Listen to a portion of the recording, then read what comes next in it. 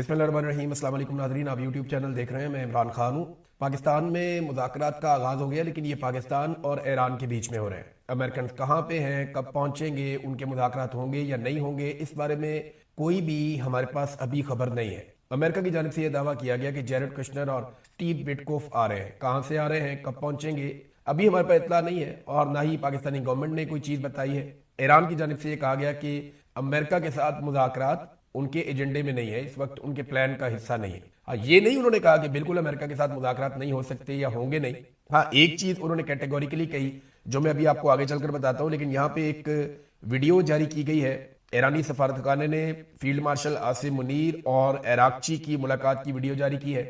मुलाकात एक जो है उसमें वज़ीर आज़म भी शामिल थे और ये मुलाकात अलग मुलाकात है। इसकी वीडियो जारी की गई सफारत खाने की जानिब से। अब वो भी ये जानते हैं कि पाकिस्तान में इंपॉर्टेंट आदमी कौन है। शहबाज शरीफ तो सिर्फ बस दिखावे के लिए है ना, दर्शनी पहलवान है। एक्चुअली जो काम करने वाला आदमी है वो तो फील्ड मार्शल आसिम मुनीर है, जिसके कंट्रोल में सारा मुल्क का स्याह और सफेद है और फील्ड मार्शल के फैसलों के मुताबिक ही पाकिस्तान आगे बढ़ता है। अब ईरान ने कुछ चीजें पाकिस्तान तक पहुंचाई और पाकिस्तान को बताई। ये अमेरिकन मीडिया ने भी रिपोर्ट किया, कुछ ईरानी सोर्सेज भी रिपोर्ट कर रहे हैं और एक पाकिस्तानी सोर्स ने भी ये इंफॉर्मेशन बाहर निकाली है। इंफॉर्मेशन ये है कि ना सिर्फ ईरान ने अपने मुतालबात पाकिस्तान के सामने रखे, बल्कि जो अमरीकी मुतालबात पे ईरान को एतराजात हैं वो एतराजात भी ईरान ने पाकिस्तान के सामने रखे। और एक चीज जो बहुत इंपॉर्टेंट है वो ये है कि ईरान ने आसिम मुनीर साहब जब गए थे ईरान में तो ये 3 दिन ईरान में रहे थे। इनकी कोशिश ये थी कि किसी तरह आबने हुर्मुज़ खुल जाए और ये इनका टास्क था। ये बहुत इंपॉर्टेंट था क्योंकि डोनाल्ड ट्रंप के लिए इज्जत और बेइज्जती का मसला बना हुआ था। तो आसिम मुनीर साहब ने कामयाब सफारतकारी उस वक्त की थी, उन्होंने आबने हुर्मुज़ को खुलवा दिया था। ईरान ने इसका ऐलान भी कर दिया था और बहुत बड़ा दिल किया था उन्होंने। डोनाल्ड ट्रंप ने उसका शुक्रिया भी अदा किया था। लेकिन देखिए, डोनाल्ड ट्रंप इसराइल के दबाव में रहता है। अभी इसराइल की जानिब से बाकायदा जो उनका चैनल 12 है, उनके अखबारात के अंदर, उनके मीडिया के अंदर ये खबरें आ रही हैं कि इसराइल ने अमेरिका को ये बावर करवा दिया है और वाज़े तौर पे ये पैगाम दे दिया है कि ये नाकाबंदी आप खत्म नहीं कर सकते। अगर आप ये नाकाबंदी खत्म करेंगे तो जो कुछ भी हमने अब तक किया है वो सारे किए किराए पर पानी फिर जाएगा। तो ईरान जो है उसको बहुत बड़ी सहूलत मिल जाएगी। तो अमेरिका ये नाकाबंदी खत्म नहीं कर सकता, ये दबाव अब इसराइल डाल रहा है। उस वक्त जब डोनाल्ड ट्रंप ने शुक्रिया अदा किया ईरानी क़यादत का और सबका कि इससे बहुत फायदा हुआ और आबने हुर्मुज़ खुल गई है, और ईरान ने आबने हुर्मुज़ को उस वक्त खोल दिया था जब आसिम मुनीर साहब पाकिस्तान से गए थे ईरान में। लेकिन फिर क्या होता है कि डोनाल्ड ट्रंप थोड़ी देर के बाद ये अनाउंस कर देते हैं कि जो नाकाबंदी है वो जारी रहेगी और फिर नाकाबंदी को मजीद सख्त कर दिया जाता है। अब ये शिकवा ईरानियों ने किया जी कि हमें ये गारंटी दी गई थी और पाकिस्तान की जानिब से उन्हें यह बताया गया था कि अगर ईरान आबने हुर्मुज़ को खोलने का फैसला करता है तो अमेरिका नाकाबंदी खत्म करता है तो चीजें नॉर्मल हो जाएगी। और दूसरा जो मसला था अहम तरीन, वो लबनान में जंगबंदी का था। वो ईरान ने कहा, पाकिस्तान ने अमेरिका को पैगाम पहुंचाया, डोनाल्ड ट्रंप ने दबाव डाला और इसराइल की और लबनान में वो जंगबंदी भी करवा दी। तो ये चीजें हल होने के करीब पहुंच गई थी। लेकिन जो डोनाल्ड ट्रंप की नाकाबंदी है उसने मामला खराब किया हुआ है। अब इस नाकाबंदी से डोनाल्ड ट्रंप क्या हासिल कर सकते हैं? सबसे अहम चीज तो ये है कि अमरीकी तेल बिक रहा है और गल्फ के अंदर जो तेल की बड़ी दुकान है वो बंद पड़ी है और इससे वो ईरान के ऊपर एक दबाव पैदा कर रहे हैं और दीगर ममालिक पे भी दबाव डाल रहे हैं। यहाँ पे ना इसके साथ जुड़ी हुई एक और खबर भी है। ईरान से 4 जहाज निकले हैं, टैंकर्स, आबने हुर्मुज़ में से ईरान से इजाजत लेने के बाद। इन चारों का ताल्लुक जो है वो बताया जा रहा है कि एक चाइना से है, एक इंडिया से है, एक यूनान से है। तो ये 4 बहरी जहाज निकले हैं और ये अब क्रॉस करके अमेरिकन ब्लॉकेज की तरफ जाएंगे। देखना यह है कि अमरीकी इनको जाने देते हैं या इनको रोकते हैं। इससे पहले जो ईरान से जुड़े हुए जहाज या टैंकर हैं उनको तो अमेरिकन रोक लेते हैं और ईरानियों ने भी कई जहाजों को रोका है, बल्कि एक जहाज को वो कब्जे में करके साथ ले गए, उन्होंने उसको सीज कर दिया। उसकी वजह वो ये बताते हैं कि ईरानियों को लगता है कि ये जहाज जासूसी का काम कर रहा है अमेरिकन के लिए और इसने अमेरिका की बंदरगाहों के भी चक्कर लगाए हैं, इस रीजन में भी चक्कर लगा रहा है। तो इस जहाज में ईरानियों को शक है कि जासूसी के बहुत सारे हालात हो सकते हैं, लिहाजा उन्होंने उस जहाज को सीज कर दिया है। एक फुटेज भी जारी की है जिसमें ईरानी फोर्सेज जो है वो जहाज को कंट्रोल कर रही है। अब ईरान के कौमी सलामती कमेटी के सरबराह है इब्राहिम अजीजी। याद रखिएगा, कौमी सलामती कमेटी जिस भी मुल्क की होती है वो मुल्क की एक अहम तरीन बॉडी होती है। जैसा कि पाकिस्तान में जब कौमी सलामती कमेटी की मीटिंग होती है तो वजीर आजम चेयर करते हैं, इसी तरह जब अमेरिका में इस किस्म की मीटिंग होती है तो उनका सदर ट्रंप जो है वो चेयर करता है। तो ईरान में इसके लिए उन्होंने एक तरीकाकार बनाया हुआ है और आजकल ईरान की कौमी सलामती कमेटी के सरबराह हैं इब्राहिम अजीजी। ये आप इन्हें देख सकते हैं। ये इब्राहिम अजीजी साहब जो हैं ये अब कौमी सलामती कमेटी के हेड हैं, तो बड़े अहम ओहदे पे हैं, इनकी बड़ी इंपॉर्टेंस है। उन्होंने स्टेटमेंट दिया कि एराक्ची ने जो दौरा किया है पाकिस्तान का, जोहरी मुज़ाकरात के लिए वो नहीं आए। यानी जो एटमी मामलात हैं उन पे इराक़ची के पास मैंडेट नहीं है, उस पर वो बात करने नहीं आए। اور یہ بھی انہوں نے آگے جملہ بولا کہ جوہری معاملات ایران کی ریڈ لائن، یعنی اس کے اوپر ایران فی الحال بات نہیں کرے گا، یا اگر ایران اس کے اوپر بات کرے گا تو وہ اپنی شرائط کے اوپر کرے گا، اور اس بات چیت کے لیے ایران سے مزید لوگ بھی ہو سکتا ہے کہ پاکستان آئے جب بھی کبھی یہ بات چیت ہو۔ دیکھیں میں نے آپ کو کل بھی کہا تھا پچھلے ویلاگ میں کہ اصل مسئلہ یہ نہیں ہے کہ ایران کی ایٹمی ہتھیار اور کتنی دیر میں یہ مسئلہ، یہ چل رہا ہے کئی دہائیوں سے، تو جو مسئلہ کئی دہائیوں سے چل رہا ہے وہ فوری طور پہ تو ختم نہیں ہو جائے گا نا، وہ ٹائم لے گا۔ تو جو فوری حل طلب مسئلہ ہے وہ آبنائے ہرمز کا ہے، جس پہ عرب ممالک بھی بہت پریشان ہے۔ اب امریکہ ہتھیاروں کی تعداد مقدار بڑھا کر اپنے فوجیوں کو یا بھجوا کر عرب ممالک کو اعتماد دینے کی کوشش کر رہا ہے، انہیں کانفیڈنس دے رہا ہے، لیکن ان کے لیے سیریس ایشو یہ ہے کہ جب لڑائی ہوئی تو بم بھی ان کے ملکوں کے اندر گرے جنہیں امریکہ نہیں روک پایا، ان کا تحفظ نہیں ہو پایا۔ دوسرا ان کے لیے ایشو یہ ہے کہ روزانہ کی بنیاد پہ ان کا اربوں ڈالر کا نقصان ہو رہا ہے، جو تیل وہ ایکسپورٹ کرتے تھے وہ نہیں ہو پا رہا، کمپنیاں بند پڑی ہوئی ہیں اور گیس کے پلانٹ بند ہیں، تیل کی تنصیبات جو ہیں وہ بند ہیں، اور ایران نے دھمکی بھی لگائی ہے کہ ہم ان کو تباہ بھی کر سکتے ہیں آنے والے وقت میں اگر ہمارے اوپر اٹیک ہوا تو۔ پاکستان یہ کوشش کر رہا ہے کہ ایران کو اور امریکہ کو ایک مرتبہ پھر ایک ٹیبل پہ ایک ساتھ بٹھا دیں۔ دیکھیں پاکستان کے لیے جو سب سے بڑا ایک اچیومنٹ ہوگی وہ یہی ہوگی نا کہ ہم نے آپ دونوں کو بٹھا دیا، اب آپ لوگوں سے نہیں ہو رہا تو پاکستان یہ فیس سیونگ تو پاکستان کو مل جائے گی، ہم نے کوشش کی، ہم نے آپ دونوں کو بٹھایا، اب نہیں ہوا تو کیا کریں۔ دوسرا پاکستان کو یہ آئیڈیا ہے کہ اگر یہ مذاکرات آگے بڑھتے ہیں تو ایک وقت آئے گا یہ کسی نہ کسی نتیجے پہ پہنچ جائیں گے، اور پھر بڑی امید پاکستانیوں کو یہ ہے کہ ڈونلڈ ٹرمپ چند گھنٹوں کے لیے یا کچھ وقت کے لیے پاکستان آ سکتا ہے، اور اگر ڈونلڈ ٹرمپ پاکستان آتا ہے تو فیلڈ مارشل عاصم منیر اس کو اپنی بہت بڑی کامیابی کے طور پہ بتائیں گے کہ امریکی صدر پاکستان آیا اور بہت کامیابی، کیونکہ امریکی صدر آئے گا تو اور ممالک کے بھی جو سربراہ ہیں وہ پاکستان میں آئیں گے۔ بہت ممکن ہے کہ امریکی صدر کی آمد کے موقع پر جو تقریب ہو اس میں سینٹرل ایشیا سے، خلیجی ممالک سے، ادھر ادھر سے دیگر ممالک بھی یہاں پہ موجود ہو، تو ایک میلہ سا پاکستان میں لگ سکتا ہے، اور اس کے لیے تیاریاں کی جا رہی ہیں۔ جو پورا بلاکیج ہے یہ سارا اسی لیے ہے، یہ جو تلاشیاں ہو رہی ہیں، یہ جو کریک ڈاؤنز ہو رہے ہیں، مارکیٹیں بند ہیں، رستے بند ہیں، پورا جو ہے وہ ایک کرفیو کا سامان لگایا ہوا ہے اسلام آباد میں، اس کے پیچھے جو بڑا ریزن ہے وہ یہی ہے کہ امریکی صدر کا ان کو شک ہے، یا انہیں یہ آسرا دیا گیا ہے کہ آپ فلاں چیز اگر اچیو کر لیتے ہیں تو امریکی صدر جو ہے وہ یہاں پہ پاکستان کا دورہ کر سکتا ہے۔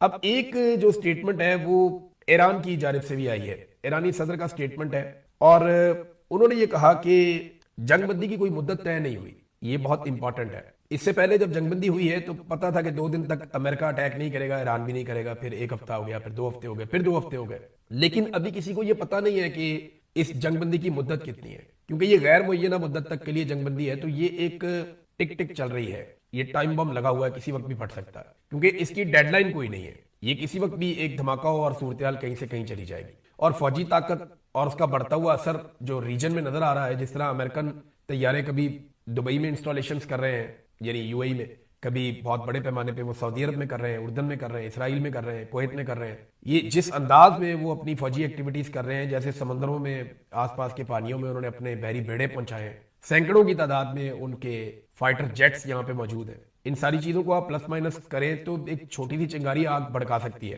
تو یہ جنگ کے بادل بدستور اس خطے کے اوپر منڈلا رہے ہیں، یہ بات ایرانی صدر نے بھی کہی ہے، کیونکہ ابھی کوئی ڈیڈ لائن ہے نہیں۔ ناظرین، امریکہ میں ایک نیا سروے سامنے آیا اور ڈونلڈ ٹرمپ کے مواخذے کی آپ حمایت کرتے ہیں یا نہیں کرتے، یہ اس سروے کے اندر سوال کیا گیا تھا۔ سروے کا جواب بڑا انٹرسٹنگ ہے۔ 55% بالغ امریکی شہری وہ یہ سمجھتے ہیں کہ ڈونلڈ ٹرمپ کے مواخذے کی وہ حمایت کرتے ہیں، یعنی وہ ڈونلڈ ٹرمپ کے مواخذے کے حق میں کہ ڈونلڈ ٹرمپ کو نکالا جائے ان کے دفتر سے۔ 55% امریکی ہو چکے ہیں۔ ایک اور جو الارمنگ بات ہے ڈونلڈ ٹرمپ کے لیے وہ یہ ہے کہ ریپبلکن کے ووٹرز اس میں لگ بھگ 20% ہیں۔ وہ لوگ جو ہمیشہ ریپبلکن کو ووٹ کرتے رہے ڈونلڈ ٹرمپ کی پارٹی کو، ان کے بھی 20% ایسے ہیں جو یہ چاہتے ہیں کہ ڈونلڈ ٹرمپ کا مواخذہ ہو جائے۔ پھر 2024 میں ڈونلڈ ٹرمپ کو ووٹ دینے والے نوجوانوں کی ایک بڑی تعداد ہے جو لے کر آئے ڈونلڈ ٹرمپ کو، وہ بھی یہ کہتے ہیں کہ نہیں، ڈونلڈ ٹرمپ کا مواخذہ ہونا چاہیے، ہم سے غلطی ہوئی، ہم نے غلط آدمی کو چن لیا اور ڈونلڈ ٹرمپ نے وہ نہیں کیا جو وعدے انہوں نے کیے تھے۔ ویسے انڈیا اور پاکستان کی کمیونٹی نے بہت سپورٹ کیا تھا ڈونلڈ ٹرمپ کو، پاکستانیوں نے اس لیے کیا تھا کہ ڈونلڈ ٹرمپ نے وعدہ کیا تھا کہ پاکستان کے اندر جو ظلم اور جبر ہوا ہے عمران خان کے ساتھ، وہ اس معاملے پہ ایک پوزیشن لیں گے، انہوں نے وہ پوزیشن نہیں لی، تو پاکستانی ووٹر تو اگلی دفعہ مشکل ہے۔ انڈیا کو جہنم کا گڑھا کہہ دیا ہے ڈونلڈ ٹرمپ نے، بڑا سخت رد عمل انڈیا میں سے آ رہا ہے، اور جو مودی کے ساتھ ڈونلڈ ٹرمپ نے کر دیے، ایک ایک کر کے جہازوں کی تعداد بڑھائی ہے، اس سے نہیں لگتا کہ انڈین ووٹر بھی آئندہ ڈونلڈ ٹرمپ کو ووٹ کرے گا۔ تو ڈونلڈ ٹرمپ نے اپنے لیے جو امیگرینٹس کے یا باہر سے آئے ہوئے ممالک سے جو لوگ ہیں، خاص طور پہ ایشینز، ان کے ووٹوں کا تو اس نے ہمیشہ کے لیے قصہ ہی پاک کر دیا ہے، یعنی اب چائنیز ہیں، انڈین ہے، پاکستانی ہے، بنگلہ دیشی ہیں، یہ تو اب ڈونلڈ ٹرمپ کو ووٹ ڈالنے والے نہیں ہیں۔ حتیٰ کہ جو مڈل ایسٹ کے رہنے والے لوگ ہیں وہ بھی اب مشکل ہو جائے گا ان کے لیے بھی کہ وہ ڈونلڈ ٹرمپ کو ووٹ ڈالیں، جس طرح کے حالات انہوں نے دیکھ لیے ہیں۔ بلومبرگ کی ایک رپورٹ آئی ہے اور اس میں یہ بتایا گیا ہے کہ امریکہ اور اسرائیل نے جو حملے کیے ایران میں کتنی عمارتوں کو تباہ کیا اور کس نوعیت کی عمارتوں کو تباہ کیا. ہزاروں عمارتیں تباہ کی گئی ہیں ایران میں. لیکن حیرت کی بات یہ ہے کہ ان میں صرف 32% ایسی ہیں جو فوج سے یا دفاع سے متعلق ہیں اور 68% ایسی ہیں جو فوج اور دفاع سے متعلق نہیں ہیں, وہ سویلین طرز کی ہیں.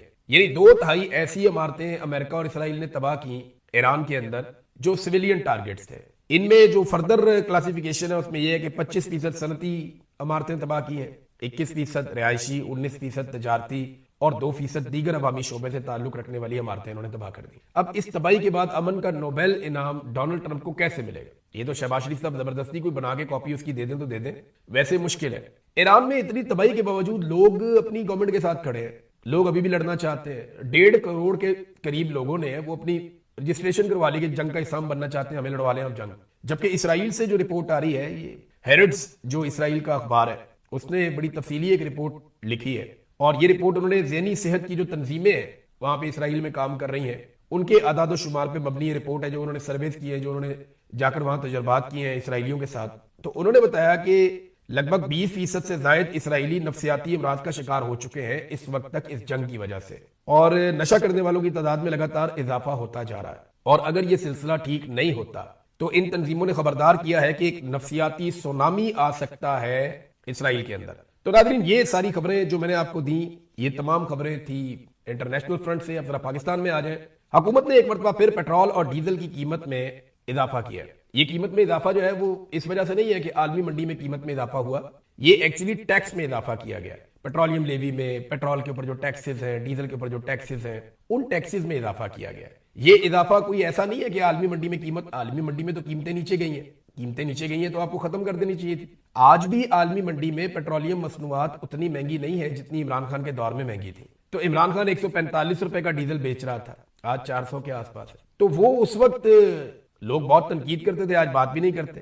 تو معاملہ یہ ہے کہ یہ ٹیکسز میں اضافہ کیا ہے, یہ کیوں ہو رہا ہے؟ دیکھیں, پاکستان میں کاروباری زندگی رکا ہوا ہے, معیشت کا پہیہ چل نہیں رہا. معیشت چلتی ہے تو حکومت پیسے اکٹھے کرتی ہے. جب لوگ کاروباری سرگرمیاں بڑھاتے ہیں, جب تجارت ہوتی ہے, کاروبار ہوتا ہے, تو پھر ٹیکس اکٹھا ہوتا ہے, کیونکہ ہر چیز کا جو کاروبار چل رہا ہے, مثال کے طور پہ آپ نے ایک پلاٹ خریدا تو اس کے اوپر آپ ٹیکس گورنمنٹ کو بھی دیں گے نا, اور اگر 1000 پلاٹ خریدیں گے لوگ تو 1000 پلاٹس کے اوپر ٹیکس گورنمنٹ کو دیں گے. اب ریئل اسٹیٹ کے کاروبار میں آپ مثال لے لیں کہ جہاں پہ روزانہ کی بنیاد پہ 200 400 فائل ٹرانسفر ہوتی تھی, وہاں پہ 1 یا 2 ہوتی ہیں, تو کتنا بڑا نقصان ہو گیا. باقی تمام شعبوں میں بھی ایسے ہی نقصان ہو رہا ہے. کسان کو بھی نقصان ہو رہا ہے, مزدور کو بھی نقصان ہو رہا ہے, تاجر کو نقصان ہو رہا ہے, دکاندار کو نقصان ہو رہا ہے, مل آنر کو نقصان ہو رہا ہے, فیکٹریاں چلانے والوں کو نقصان ہو رہا ہے. تو سب کو نقصان ہو رہا ہے پاکستان میں. تو ایسی صورتحال میں جب معیشت کا پہیہ نہیں چل رہا تو حکومت اپنا خسارہ کیسے پورا کرے گی؟ حکومت کے پاس 2 آپشنز ہوتے ہیں. ایک تو یہ ہے کہ حکومت کوئی ایسا معاشی منصوبہ لے کر آئے جس سے پاکستان کے اندر معیشت ساری کھل جائے اور اکنامک ایکٹیویٹی پیدا ہو جائے اور حکومت کے پاس پیسے آنا شروع ہو جائے.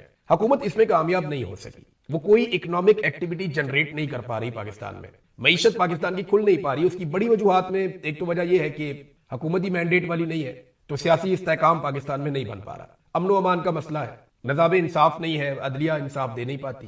تو اس قسم کے جو ایشوز ہیں اور جو فسطائیت اور ظلم اور جبر پاکستان میں ہو رہا ہے, انسانی حقوق کی پابندیاں, یہ چیزیں پاکستان میں پھر سرمایہ کاری نہیں کرنے دیتی لوگوں کو. لوگ پیسہ نکالتے نہیں ہیں, دبا کے بیٹھ جاتے ہیں. تو حکومت کے پاس ایک تو آپشن یہ ہوتا ہے کہ کوئی اچھی منصوبہ بندی کرے معیشت کے لیے. حکومت کے پاس کوئی اچھا منصوبہ نہیں ہے.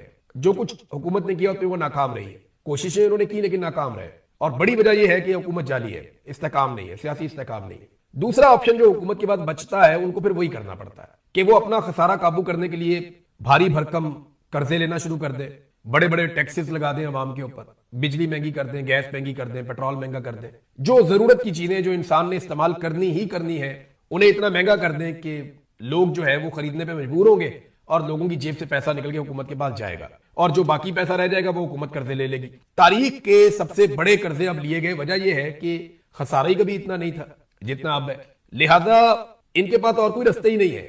آپ چاہے گالی دیں, چاہے پیار کریں, چاہے انہیں گلے لگائیں, کچھ بھی کریں, ان کے پاس اور کوئی رستہ نہیں ہے. جیسے آئی پی پیز کو آپ نے پیسہ دینا ہی دینا ہے, ایسے آپ کو اپنی اکانومی چلانے کے لیے پیسہ چاہیے.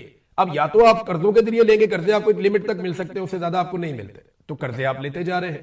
دوسرا, آپ چیزوں کو مہنگا کریں گے تاکہ ان میں سے عوام کا خون نچوڑیں, جیسا کہ پیٹرول ہو گیا, کھانے پینے کی چیزیں جو ضروری ہیں وہ ہو گئی, بجلی ہو گئی, گیس ہو گئی, یہ چیزیں وہ مہنگی کرتے چلے جا رہے ہیں. नाज़रीन, आजाद कश्मीर में पाकिस्तान तहरीक इंसाफ गई, हैरान कुन मनाजर थे जनाब। लोगों ने खौफ के बुत तोड़े हैं बहुत बड़ी तादाद में। आपने देखा कश्मीरी बड़े दिलेर लोग हैं, बहुत बड़ी तादाद में निकले और वो एंटी एस्टेब्लिशमेंट बयानिए के साथ इमरान खान के साथ खड़े हो गए। अब ये जो मनाजर हमने देखे हैं, सुहेल अफरीदी गए थे, बाकी लोग पाकिस्तान तहरीक इंसाफ के वो भी गए थे, जुनैद अकबर साहब भी गए थे, और इन्होंने सरकारी हेलीकॉप्टर के अंदर ट्रेवल किया, लेकिन इन्होंने सरकारी हेलीकॉप्टर का 8.5 लाख रुपए का बिल है वो अदा किया, उसकी रसीद भी शाया की हुई है। वैसे ऐसी तौफीक किसी और जमात को नहीं होती। तो ये लोग वहां पे गए आजाद कश्मीर में, तो जो मनाजर है वो देखकर तो पाकिस्तान तहरीक इंसाफ की क्यादत खुद भी हैरान रहेगी कि लोग इस तरह निकले इमरान खान के लिए। ये वन साइडेड इलेक्शन है, लेकिन याद रखिएगा कि पाकिस्तान की मिलिट्री एस्टेब्लिशमेंट ये इलेक्शन पाकिस्तान तहरीक इंसाफ को जीतने दे, इसके इम्कानात नहीं है। वो अपनी हुकूमत बनाने की कोशिश करेंगे, बंद कमरों में बैठ के नवाज शरीफ को और जरदारी को फार्म 47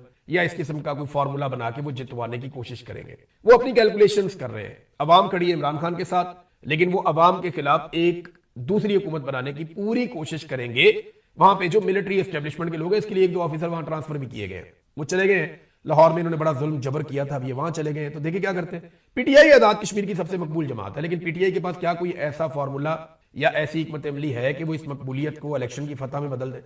देखिए ना, अगर बंद कमरे में बैठ के सरकारी अफसरान जो आवाम के पैसों से तनख्वाहें लेते हैं वो नवाज शरीफ और जरदारी को हुकूमत बनाकर दे दें, तो ये मुमकिन है। इन्होंने पहले भी ऐसा किया है। स्ट्रीट मूवमेंट जो है वो प्रॉपर तरीके से आजाद कश्मीर में गई नहीं। अगर वहां पे स्ट्रीट मूवमेंट का काम हो रहा होता, ग्राउंड पे बेशुमार नौजवान तैयार होते, तो वो एक फोर्स के तौर पे वो इस्तेमाल हो जाता है कि जनाब ठीक है, हम इलेक्शन में धांधली नहीं होने देंगे। लेकिन देखते हैं क्या होता है। मकबूलियत का तो फर्क साफ नजर आ गया कि बहुत ज्यादा मकबूल है। इधर पीपल्स पार्टी के कुछ पोस्टर भी वायरल हो रहे थे, बहुत बड़े बड़े होर्डिंग्स लगे हुए हैं। अब उनके ऊपर आसिम मुनीर के साथ साथ ये लोग जो है ना, हुकूमती जमातें, वो डोनाल्ड ट्रंप की फोटोज भी लगाती हैं कि डोनाल्ड ट्रंप उन्हें ये इलेक्शन जितवाएगा। अब ये जूते पॉलिश करके इलेक्शन जीता करेंगे। इस बड़े की तारीफ कर दी, उस बड़े की तारीफ कर दी, सर इतने हुकूमत बनवा दो, उतने बनवा दो, जाली फार्म 47 में जारी कर दे। तो यही ऐसा लगता है सिलसिला चलेगा। शहबाज शरीफ ने एक फैसला किया है कि जो फाइनल होने जा रहा है पीएसएल का, उसमें शायकीन को आने की इजाजत दी जाएगी।